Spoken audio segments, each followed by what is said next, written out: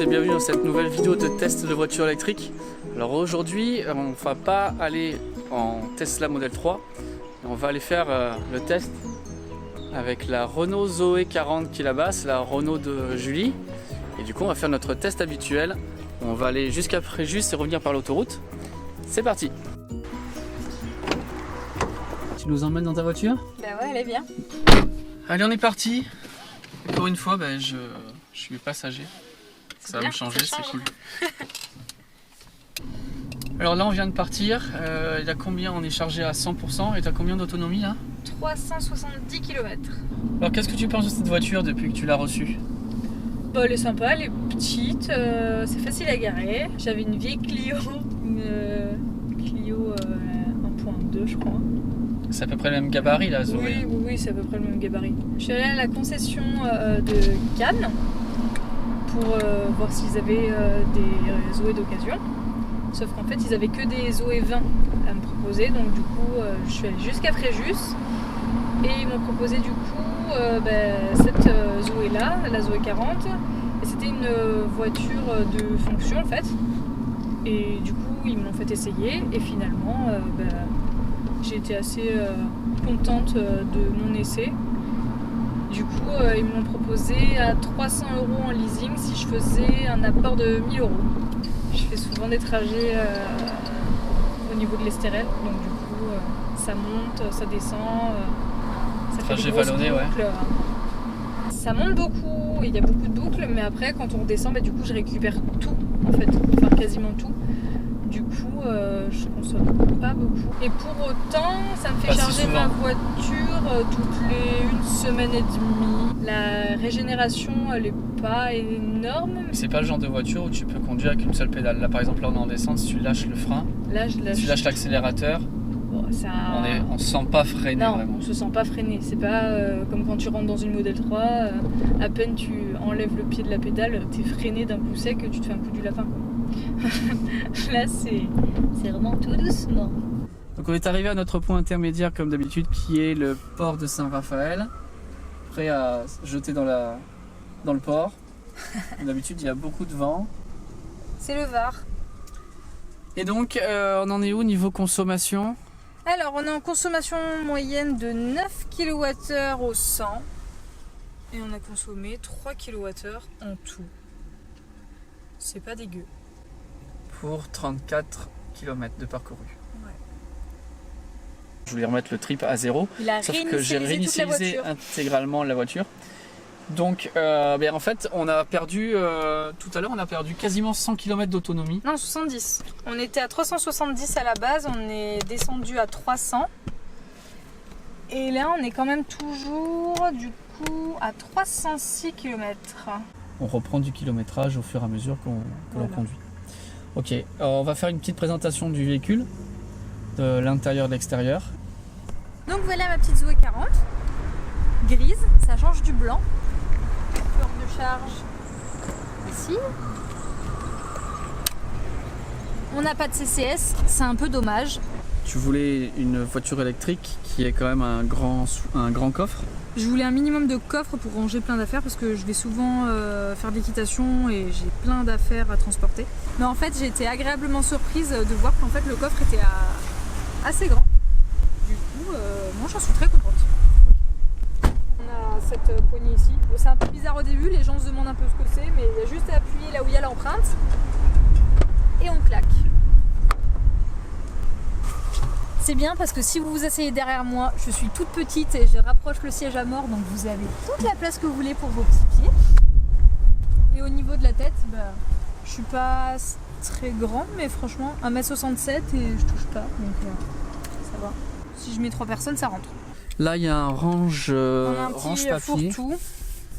Côté passager seulement. Ouais, c'est dommage qu'il n'y ait pas les deux, ça je trouve ça un peu plus dommage. Alors là j'ai une bouteille qui va dans la Tesla, qui rentre dans le Niro, et par contre là c'est peut-être juste pour un format canette. Gobelets, ouais, mais là c'est une bouteille de type thermos, et en fait les toi petites tu as vitres, les vitres manuelles sur ta version, et les dossiers à l'avant ça fait siège baquet en fait. C'est ça. C'est assez joli le tissu, c'est assez agréable au toucher. Ce qu'on reproche un petit peu à la La première Zoé, c'est la finition. Là, c'est plastique. La poignée, elle fait quand même vachement plastique. Ça aussi, plastique dur partout. Toujours pareil, hein, ma bouteille ici, elle rentre pas. Moi je suis contente parce que c'est la première fois que j'ai un écran dans ma voiture. J'ai le GPS intégré. Le flux c'est pour voir ce qui se passe dans ma voiture, si je consomme ou si je suis en train de régénérer. J'ai mon menu avec du coup GPS navigation, la musique, on peut mettre le Bluetooth avec le téléphone, on peut associer mon téléphone à la voiture et pouvoir passer des appels. Après j'ai tout ce qui est en rapport avec le véhicule, ce que je consomme et tout. Bon c'est pas super intuitif mais faut un peu fouiller quoi. Commande vocale. J'ai régulateur limitateur de vitesse et augmenter descendre le son ici. Il y a un Bluetooth Start, oui, il faut allumer la voiture. Je me suis fait avoir au début quand j'ai récupéré ma voiture. Je mets sur drive et la voiture elle démarre pas. Mais pourquoi? Parce qu'il faut appuyer sur start. Ouais, moi je l'adore, il est super joli. Il y a un petit clic en dessous. Donc il faut appuyer dessus pour pouvoir le changer. Comme ça, s'il y a un débilos qui veut changer, on ne peut pas. On a le radar de recul sur l'écran. Une prise USB et la carte SD de la navigation Renault. Et on a la petite prise allume-cigare où du coup on a branché deux USB dessus. Moi j'aime bien cette voiture en fait. Je suis pas quelqu'un qui aime forcément les sièges en cuir, les machins chromés, les machins en carbone, ça me plaît pas plus que ça. Moi je la trouve sympa cette voiture, elle me plaît, c'est mignon. Donc pour toi elle fait pas trop plastique? Non, moi ça me choque pas en fait. Quand je vois tout le monde qui critique, ouais c'est plastique. Bon après c'est du Renault, faut pas s'attendre à un truc de malade mental. La nouvelle Zoé. Et elle a l'air quand même d'être montée sacrément en gamme. Oui, on voit le tableau de bord, les finitions, c'est moins plastique, c'est plus du plastique souple. Ça a l'air d'être quand même... Oui, ça fait un petit peu plus haut de gamme, mais après...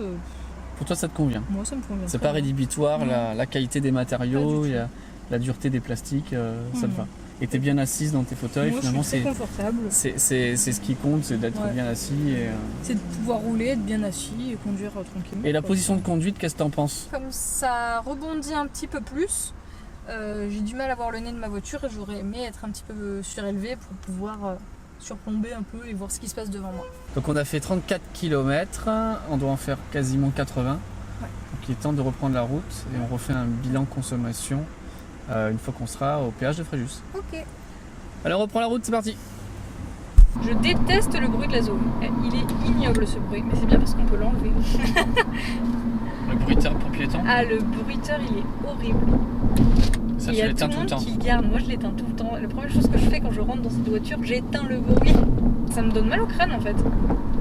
Moi, de l'expérience que j'en avais avec la Leaf, j'ai peut-être une fois quelqu'un qui s'est retourné parce qu'il entendait un bruit. Et il s'est rendu compte qu'il y avait une voiture derrière. Sinon, t'as beau être derrière à 2-3 mètres, ils entendent le sifflement. Avec la Tesla, c'est encore pire parce qu'il n'y a pas de bruit. Les gens ne sont pas habitués à ce type de bruit. Et du coup, ils entendent quelque chose derrière eux, mais ça les perturbe pas plus que ça. Non, mais moi je trouve que les gens, en fait, ils ont trop pris l'habitude de pas regarder avant de traverser ou quoi. Ils ont pris l'habitude d'écouter, d'entendre la voiture arriver. Ouais, traverser pour se dire, ok, j'y vais, mais en fait, maintenant, faut se rappeler les règles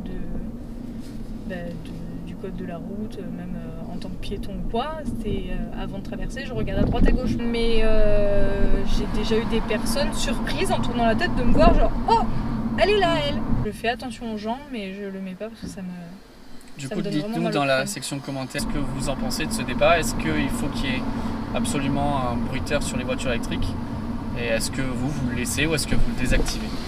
Bon, là on est sur une portion à 70. On arrive à un rond-point. Est-ce que tu peux nous faire voir ce que ça fait si en sortie de rond-point tu mets pied plancher pour voir un petit peu si elle a quand même de la puissance? Voilà. Oh, elle monte vite, mais après c'est pas délirant. Voilà. On n'est pas plaqué au sol par la puissance. On s'amuse pas excessivement dessus. C'est rapide mais en progressif, c'est pas tout d'un coup.